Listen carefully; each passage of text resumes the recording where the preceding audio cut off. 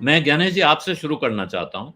ये बताइए कि ये क्या रहा है और जो पवार साहब ने किया है, इसको आप कैसे इंटरप्रेट करेंगे? किस तरह से देखते हैं? सर इसका क्या नमस्ते। पवार का रिएक्शन है वो क्या आया है? आप लोगों को अंदर क्या पता चल रहा है? वो कैसे इसको ले रहे हैं? क्योंकि सुप्रिया ने जो कहा है, अब ताजा बयान है, उसके हिसाब से तो ऐसा लग रहा है कि वो अजित पवार को महाराष्ट्र का मुख्यमंत्री बनाने की तैयारी चल रही है कि वो चीफ मिनिस्टर हो सकते हैं। सर नमस्ते। पहली बार आपके साथ में जुड़ रहा हूँ। आपको सुना तो बहुत बार है। अब मेन बात यह है कि जो सुप्रिया सुले जी को जो बनाया है, कार्यकारी अध्यक्ष बनाया है, तो ये मुझे ताज्जुब की वाली कोई बात नहीं लग रही है। ये नेचुरल प्रोसेस है। और ये सुप्रिया सुले जी को पार्टी की कमान सौंपने की तैयारी क्या हुआ? महिला का युवा महिलाओं की युवा विंग शुरू कर दी थी। ये तो महिला विंग तो होती है, मगर युवा महिलाओं की विंग कभी नहीं होती है किसी पार्टी में। मतलब एनसीपी में तो नहीं थी। युवाओं की होती है, मगर युवती विंग नहीं होती है। मगर ये शरद पवार जी ने जब शुरू कर दी थी, उसी समय से ये तय था कि शरद पवार जी सुप्रिया सुले जी को ही अपना उत्तराधिकारी मानते हैं। वैसी बात मैं शिवसेना में जिला प्रमुख था पहले, तब की बात मैं उसके बाद की बताता हूँ कि वैसे जैसे उद्धव ठाकरे या राज ठाकरे, ये जो बात हुई थी, तब भी राज ठाकरे को नहीं बनाएंगे, उद्धव ठाकरे को ही बनाएंगे उत्तराधिकारी। ये बात भी तब मैं बोलता था, और वो ये बात सही भी है। अब इसमें कोई मैं गलत नहीं मानता हूँ। अब ये परिवारवाद वगैरह वगैरह ये मुद्दे तो आज की राजनीति में कोई मतलब ही नहीं रहे। भारतीय जनता पार्टी रहे या कोई भी पार्टी, भारतीय जनता पार्टी जैसी तो क्या बोलते हैं, ढोंगी पार्टी तो नहीं। मगर वो बाकी जो परिवारवाद कोई चीज रही नहीं। क्योंकि जब पार्टी कोई एक नेता जब अपने बलबूते पे पार्टी खड़ी करता है, तो नेचुरली वो चाहता है कि मेरा ही आदमी, मेरा ही बेटा, मेरी ही बेटी उसकी उत्तराधिकारी बने। इसमें कोई बहुत गलत है मैं नहीं समझता हूँ। इसलिए नहीं, ये ठीक है कि आदर्शवाद की बातें करते समय हम बोलेंगे कि नहीं ऐसा नहीं होना चाहिए, वैसा होना चाहिए। सर ये पॉलिटिक्स में कोई संत है नहीं, पॉलिटिक्स में नहीं। किसी आज के जमाने में तो कोई संत बचे ही नहीं है।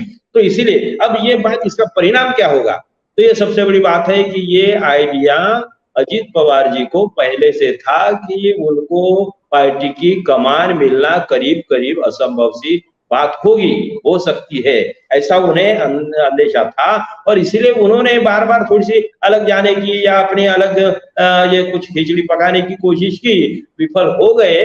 वो ये बात सही है। और जो कुछ बोलते हैं ना पिछली बार की, वो जो इनके साथ में गए थे, देवेंद्र फडणवीस जी के साथ में गए थे और सवेरे सवेरे उन्होंने बिल्कुल शपथ विधि ली थी। तो वो उसमें कुछ लोग बोलते हैं कि शरद पवार जी की चाल थी, उन्होंने जानबूझ के, तो ये बिल्कुल गलत था। मैं तभी भी उस बात पे यकीन नहीं करता था।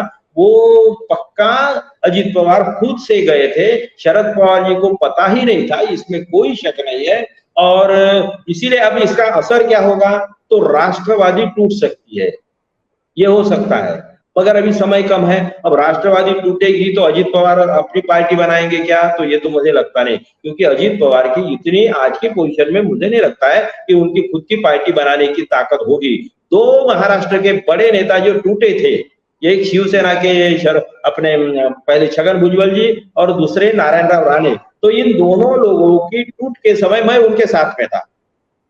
यह योगायोग ऐसा था कि दोनों के टूट के समय मैं था खुद, और छगन भुजबल साहब को मिलने वाला पहला आदमी मैं था। और उन्होंने बोला, पूछा था, तो मैंने बोला सर अलग से पार्टी बनानी चाहिए, तो उनकी हिम्मत नहीं हुई, उसकी वजह अलग है, उन्होंने अलग दी। नारायण राव राणे को भी मैंने बोला था कि आप जैसा, अब शरद पवार जी की उम्र बढ़ती जा रही है और मराठा नेता है नहीं, तो आपको, आप में पोटेंशियल है, और शिवसेना को शह देने वाली भी ताकत उनमें थी। तो मैंने बोला कि आप अलग अपन हम मत, मैं उनके साथ में था होने की वजह से मैंने बोला था कि हम अलग पार्टी बनाते हैं, मगर उनकी भी हिम्मत नहीं हुई। अब अजीत पवार जी में तो उतना पोटेंशियल है नहीं, और बहुत सारी पार्टियां भी है महाराष्ट्र में।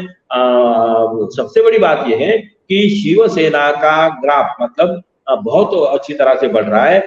इनके अपने उद्धव ठाकरे जी के फेवर में महाराष्ट्र में बहुत अच्छी लहर के करीब बोल सकते हैं। तो ये बहुत अच्छा सहानुभूति का वातावरण होने की वजह से अजीत पवार के लिए कोई जगह बनती ही नहीं है, क्योंकि महाविकास आघाड़ी मिलकर चुनाव लड़ने वाली है, इसमें कोई शक नहीं है। बीजेपी का ग्राफ तो एकदम अब बहुत नीचे चला गया है। इन लोगों के हालत बहुत, जैसे कर्नाटका में हुए ना सर, उसी की डुप्लीकेट, मतलब उसी की कॉपी महाराष्ट्र में होने वाली है, उससे भी बदतर हाल उनके होंगे। तो इसीलिए अजीत पवार जी के लिए कोई चांस है नहीं। चुपचाप खड़े रहे, चुपचाप बैठे रहे, छोटी बहन का साथ देते रहे, तो ये भी हो सकता है, ये हो सकता है कि सुप्रिया जी सेंटर में ध्यान देगी और महाराष्ट्र में अजीत पवार मुख्यमंत्री बन सकते हैं।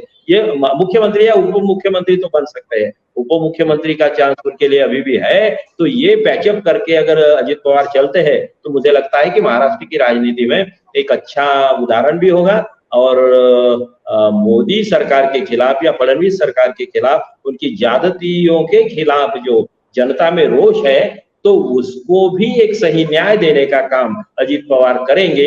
ऐसा उनके खाते में एक अच्छा एक क्रेडिट उनके जाएगा उनके खाते में, ऐसा मुझे लगता है। सत्य हिंदी का ऐप डाउनलोड करें गूगल प्ले स्टोर पर।